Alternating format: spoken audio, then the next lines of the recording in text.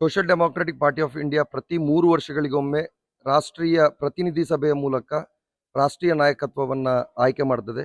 ಈ ಆಯ್ಕೆ ಮಾಡುವಂತಹ ಪ್ರಕ್ರಿಯೆ ಆಂತರಿಕವಾದಂತಹ ಚುನಾವಣೆಯ ಮೂಲಕ ಆಗಿರ್ತದೆ.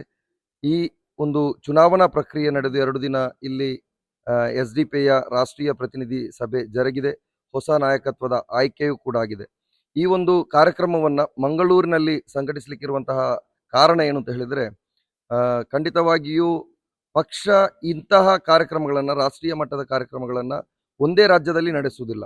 ಪ್ರತಿ 3 ವರ್ಷಗಳಿಗೊಮ್ಮೆ ಬೇರೆ ಬೇರೆ ರಾಜ್ಯದಲ್ಲಿ ನಮ್ಮ ರಾಷ್ಟ್ರೀಯ ಪ್ರತಿನಿಧಿಗಳು ನಡೀತದೆ. ಕರ್ನಾಟಕಕ್ಕೆ ಇದು 2ನೇ ಬಾರಿ. ನಮ್ಮ 16 ವರ್ಷಗಳ ಈ ಪಕ್ಷದ ಪಯಣದಲ್ಲಿ ಕರ್ನಾಟಕಕ್ಕೆ 2ನೇ ಬಾರಿ ಈ ಅವಕಾಶ ಸಿಕ್ಕುವಂಥದ್ದು.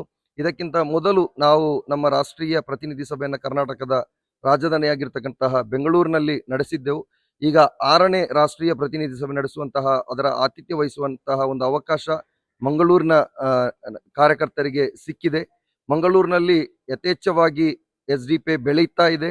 ಬಹಳ ಹೆಚ್ಚಿನ ಸಂಖ್ಯೆಯಲ್ಲಿ SDP ಯ ಕಾರ್ಯಕರ್ತರು ಮತ್ತು ರಾಷ್ಟ್ರೀಯ ಮಟ್ಟದ ಮತ್ತು ರಾಜ್ಯ ಮಟ್ಟದ ಪಕ್ಷದ ನಾಯಕರು ಮಂಗಳೂರು ಜಿಲ್ಲೆಯಲ್ಲಿ, ದಕ್ಷಿಣ ಕನ್ನಡ ಜಿಲ್ಲೆಯಲ್ಲಿ ಇರುವುದರಿಂದ ಈ ಒಂದು ಆತಿಥ್ಯವನ್ನ ನಾವು ವಹಿಸಿಕೊಳ್ತೇವೆ ಅಂತ ಹೇಳಿ ಈ ರಾಷ್ಟ್ರೀಯ ಪ್ರತಿನಿಧಿಯನ್ನ ಇಲ್ಲಿ ನಡೆಸಲಿಕ್ಕೆ ನಾವು ರಾಷ್ಟ್ರೀಯ ಸಮಿತಿಯೊಂದಿಗೆ ಕೇಳಿದ ಕಾರಣಕ್ಕಾಗಿ ರಾಷ್ಟ್ರೀಯ ಸಮಿತಿಯವರು ಈ ಒಂದು ಕಾರ್ಯಕ್ರಮವನ್ನ ಇಲ್ಲಿ ಆಯೋಜಿಸಲಿಕ್ಕೆ ನಮಗೆ ಅನುವು ಮಾಡಿಕೊಟ್ಟಿದ್ದಾರೆ. ಈ ಕಾರ್ಯಕ್ರಮದಲ್ಲಿ ಈಗಾಗಲೇ ಚರ್ಚೆಯಲ್ಲಿರ್ತಕ್ಕಂತಹ SIRನ ಆ ಒಂದು ಪ್ರಕ್ರಿಯೆ, ಇದು ಜನರ ಮತದಾನದ ಹಕ್ಕನ್ನ ಕಸಿಯುವ ಪ್ರಯತ್ನ ಅನ್ನುವಂತಹ ಒಂದು ವಿಚಾರದಲ್ಲಿ ನಾವು ನಿರ್ಣಯಗಳನ್ನ ಕೈಗೊಂಡಿದ್ದೇವೆ. ಅದಕ್ಕೆ ಬೇಕಾದಂತಹ ಕಾನೂನು ಹೋರಾಟಗಳನ್ನು ಮಾಡಬೇಕು ಮತ್ತು ಯಾವೊಬ್ಬ ಮತದಾರರು ಕೂಡ ಈ ಒಂದು SIRನ ಲೀಸ್ಟ್ ಕರಡು ಪ್ರತಿಯಿಂದ ದೂರ ಆಗಬಾರ್ದು, ಅವರಿಗೆ ಮತಗಳು ಕೈತಪ್ಪಿ ಹೋಗಬಾರ್ದು ಅನ್ನುವಂಥ ಸೂಕ್ಷ್ಮತೆಯನ್ನ ಪಾಲಿಸಲಿಕ್ಕೆ ಕಾರ್ಯಕರ್ತರಿಗೆ ಕರೆ ಕೊಟ್ಟಿದ್ದೇವೆ. ಅದೇ ರೀತಿ ರಾಜಕೀಯ ಕೈದಿಗಳು, ನಮ್ಮ ರಾಷ್ಟ್ರೀಯ ಅಧ್ಯಕ್ಷರು ಕೂಡ ಈಗ ಜೈಲಿನಲ್ಲಿದ್ದಾರೆ. ದ್ವೇಷದ ರಾಜಕೀಯದ ಭಾಗವಾಗಿ ಒಂದು ಸುಳ್ಳು ಮೊಕದ್ದಮೆಗಳಲ್ಲಿ ಅವರನ್ನ ಇಲ್ಲಿಯ ಆಡಳಿತ ವ್ಯವಸ್ಥೆ ಜೈಲಿನಲ್ಲಿಟ್ಟಿದೆ. ಇಂತಹ ನೂರಾರು ಕೈದಿಗಳು, ಈ ರಾಜಕೀಯ ಕೈದಿಗಳು ಇದ್ದಾರೆ, ಪೊಲಿಟಿಕಲ್ ಪ್ರಿಸನರ್ಸ್ ಅಂತ ಹೇಳಿ ಕರಿತೇವೆ. ಇವರ ಬಿಡುಗಡೆಗೋಸ್ಕರ ಈ ಒಂದು ಸಭೆಯಲ್ಲಿ ನಿರ್ಣಯಗಳನ್ನ ನಾವು ಕೈಗೊಂಡಿದ್ದೇವೆ. ಅದೇ ರೀತಿ ವಿವಿಧ ಪ್ರಸಕ್ತ ರಾಜಕೀಯ ವಿದ್ಯಮಾನಗಳ ಬಗ್ಗೆ, ಶಿಕ್ಷಣದ ಬಗ್ಗೆ ಮತ್ತು BJPಯ ದ್ವೇಷ ರಾಜಕಾರಣದ ಬಗ್ಗೆ ಎಲ್ಲದರ ವಿರುದ್ಧ ಕೂಡ ಒಂದು ನಿರ್ಣಯಗಳನ್ನ ಈ ಒಂದು ಪ್ರತಿನಿಧಿ ಸಭೆಯಲ್ಲಿ ನಾವು ಕೈಗೊಂಡಿದ್ದೇವೆ. ರಾಜ್ಯಗಳಿಂದ ಬಂದಂತಹ, ಅದೇ ರೀತಿ ನಮ್ಮ ರಾಷ್ಟ್ರೀಯ ನಾಯಕರು ಎಲ್ಲರೂ ಒಟ್ಟಾಗಿ ಒಕ್ಕೊರಳ ಆಗ್ರಹದಿಂದ ಅವಿರೋಧವಾಗಿ MK ಫೈಜಿ ಅವರನ್ನ ನಾವು ಈ ಒಂದು ಪ್ರತಿನಿಧಿ ಸಭೆಯಲ್ಲಿ ಮರು ಆಯ್ಕೆ ಮಾಡಿದ್ದೇವೆ.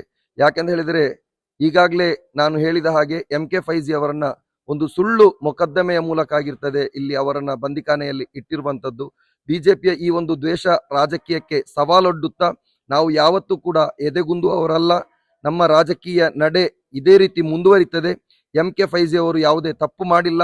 ಅವರು ಮತ್ತೆಯೂ ಕೂಡ ಈ ಒಂದು ಸಮಾಜದ ಸೊತ್ತಾಗಿ ಸಾರ್ವಜನಿಕ ರಂಗದಲ್ಲಿ ನಿರಂತರವಾಗಿ ಸೇವೆಯಲ್ಲಿ ಇರ್ತಾರೆ ಅನ್ನುವಂತಹ ಸಂದೇಶವನ್ನ ದೇಶಕ್ಕೆ ಕೊಡಬೇಕಾಗಿತ್ತು. ಅದಕ್ಕಾಗಿ ನಾವೆಲ್ಲರೂ ಅವಿರೋಧವಾಗಿ MK ಫೈಜಿ ಅವರನ್ನ ಈ ಒಂದು ಪ್ರತಿನಿಧಿ ಸಭೆಯಲ್ಲಿ ಆಯ್ಕೆ ಮಾಡಿದ್ದೇವೆ. ಖಂಡಿತವಾಗಿಯೂ SDP ಯ ಕಾರ್ಯಕರ್ತರ ಹಲವಾರು ವರ್ಷಗಳ ಬೇಡಿಕೆಯಾಗಿತ್ತು. SDP ಪಕ್ಷಕ್ಕೂ ಕೂಡ ಒಂದು ಯುವ ವಿಭಾಗ ಬೇಕಾಗಿದೆ, ಒಂದು ಯೂತ್ ವಿಭಾಗ ಪ್ರತ್ಯೇಕವಾಗಿ ಬೇಕಾಗಿದೆ. ಎಲ್ಲ ರಾಜಕೀಯ ಪಕ್ಷದಲ್ಲಿ ಇರುವಂತೆ ಬೇರೆ ಬೇರೆ ಕಾರ್ಮಿಕ ವಿಭಾಗಗಳಿರ್ತದೆ, ಅದೇ ರೀತಿ ಮಹಿಳಾ ವಿಭಾಗಗಳಿರ್ತದೆ, ಯೂತ್ ವಿಭಾಗಗಳಿರ್ತದೆ, ವಿದ್ಯಾರ್ಥಿಗಳ ವಿಭಾಗ ಇರ್ತದೆ. ಈ ಎಲ್ಲ ದೃಷ್ಟಿಕೋನಗಳನ್ನ ಇಟ್ಟುಕೊಂಡು SDP ಕೂಡ ಯಂಗ್ ಡೆಮಾಕ್ರೆಟ್ಸ್ ಅನ್ನುವಂತಹ ಯುವ ವಿಭಾಗವನ್ನ ಈ ಪ್ರತಿನಿಧಿ ಸಭೆಯಲ್ಲಿ ದೇಶಕ್ಕೆ ಪರಿಚಯಿಸಿದೆ. ಮುಂದೆ ಈ ಒಂದು ಯಂಗ್ ಡೆಮಾಕ್ರೆಟ್ಸ್ ಅನ್ನುವಂತಹ ನಮ್ಮ ಯುವ ವಿಭಾಗವು ಇಡೀ ದೇಶದಾದ್ಯಂತ ಸಂಚಲನವನ್ನ ಮೂಡಿಸಲಿಕ್ಕಿದೆ. ಯುವಕರ ಒಂದು ನೇತೃತ್ವದ ಮೂಲಕ ರಾಜಕೀಯ ಮತ್ತು ಸಾಮಾಜಿಕ ಹೋರಾಟಗಳನ್ನ ಮಾಡುವ ಮುಖಾಂತರ ಇಲ್ಲಿಯ ಸಾಮಾಜಿಕ ಮತ್ತು ರಾಜಕೀಯ ಸ್ಥಿತಿಗತಿಗಳನ್ನ ಬದಲಾಯಿಸುವಂತಹ ಒಂದು ತಂತ್ರಗಾರಿಕೆ ಮತ್ತು ಯೋಜನೆಯನ್ನ ಯಂಗ್ ಡೆಮಾಕ್ರೆಟ್ಸ್ ತಂಡಕ್ಕೆ ನೀಡಿದ್ದೇವೆ. ಮುಂದಿನ ದಿನಗಳಲ್ಲಿ ಯಂಗ್ ಡೆಮಾಕ್ರೆಟ್ಸ್ ತಂಡವು ದೇಶಾದ್ಯಂತ ಸಂಚರಿಸಿ ಯುವ ಸಮುದಾಯವನ್ನ ಒಟ್ಟು ಸೇರಿಸುವ ಕೆಲಸವನ್ನ ಮಾಡಲಿಕ್ಕಿದೆ.